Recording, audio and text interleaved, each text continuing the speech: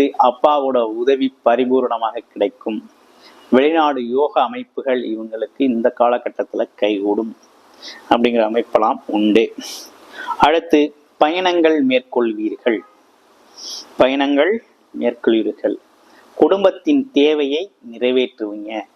குடும்பத்துக்கு பார்த்தீங்கன்னாக்க குடும்பத்தோட அமைப்பு நீண்ட நாளா குடும்பத்தை கண்டுக்காம இருந்தவங்களாம் இந்த காலகட்டத்தில் குடும்பத்துல என்ன செய்யலாம், எப்பேற்பட்ட விஷயங்களை முன்னெடுத்து போகலாம் அப்படிங்கிற ஒரு விஷயத்தெல்லாம் செய்யக்கூடிய ஒரு நல்ல காலகட்டமாக இந்த காலகட்டம் அமைஞ்சிருக்கு.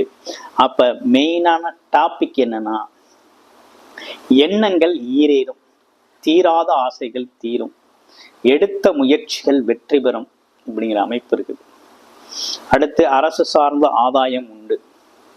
அடுத்து பெரும் பணம், குடும்பத்தின் பொருளாதாரம் பார்த்தீங்கன்னா சேமிப்பு